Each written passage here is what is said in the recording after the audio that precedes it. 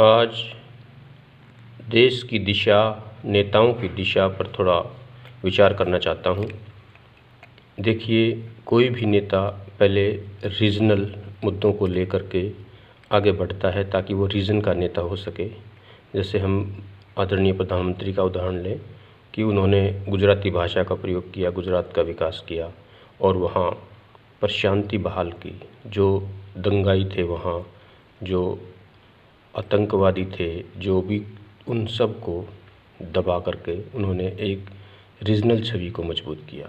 उसके बाद उन्होंने हिंदी भाषा बोलनी शुरू की अपने सभी लेक्चर्स में और देश के मुद्दे उठाए, जो भी, जैसे 370 का हटाना, आतंकवादियों को दबाना कश्मीर में, और बड़े बड़े मुद्दे, राम मंदिर का शिलान्यास और बड़े बड़े मुद्दे उन्होंने, नोटबंदी जैसे काम, बड़े बड़े जो राष्ट्र के काम थे, राष्ट्रीय हित के काम थे।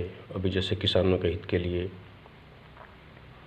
जो सुधार, किसान सुधार जो लेकर आए हैं, इस प्रकार नेशनल मुद्दे उठा करके उन्होंने राष्ट्रीय छवि, जैसे कि अभी योगी जी भी इसी प्रकार राष्ट्रीय छवि में लगे हैं कि वो वही, जैसे हैदराबाद में भाग्यनगर करना है, उसका भाग्य उदय करना है, तो ये राष्ट्रीय मुद्दा है।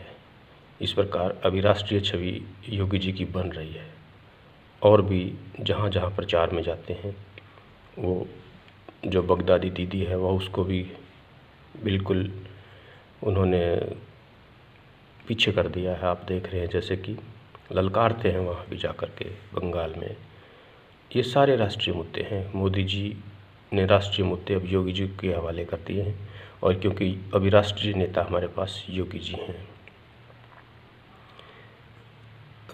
मोदी साहब ने अब इंटरनेशनल जो मुद्दे हैं उनको उठाना शुरू कर दिया है। जैसे कनाडा ने फ्रांस के साथ दोस्ती, कनाडा को जो लताड़ लगाई है कि उसने हमारे किसान आंदोलन के बीच में जो हस्तक्षेप करने की कोशिश की, और बाहर के कुछ खालिस्तानी तत्वों ने कोशिश की, उन सबको लताड़ा है। पाकिस्तान को लताड़ते रहते हैं, चाइना को लताड़ा है। ये इंटरनेशनल छवि है।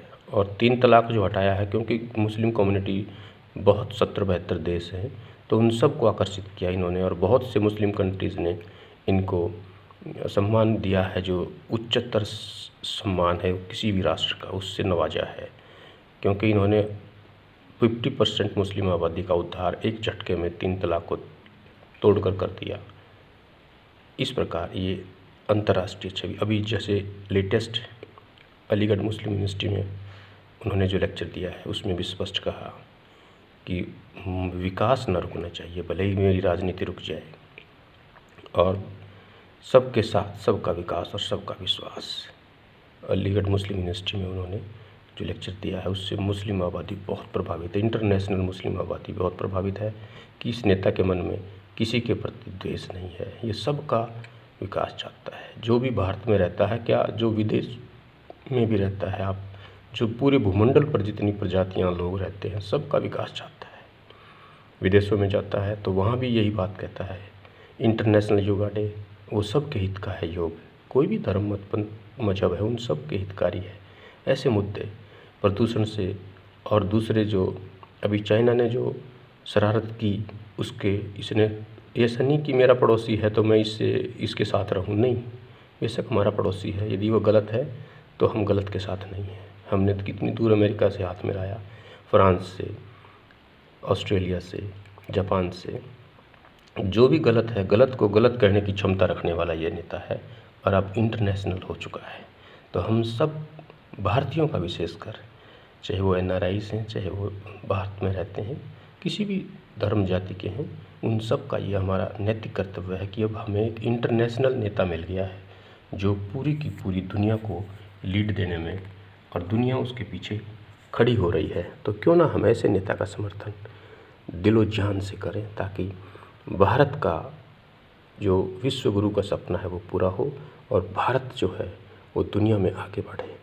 तो अब भारत की सदी है, ये भारत लीड करेगा, अवश्य लीड करेगा। तो मेरी आप सबसे हाथ जोड़कर फिर नम्र प्रार्थना है कि हम अपने इंटरनेशनल लीडर को और नेशनल लीडर को, इन दोनों को ही पुरजोर समर्थन दें। बाकी आपके जो छोटे नेता हैं डिस्ट्रिक्ट लेवल के, उनको आप अपने हिसाब से निर्णय ले लें जो भी आपको ठीक लगता है, लेकिन नेशन के लिए योगी और इंटरनेशनल मोदी। धन्यवाद। ओम।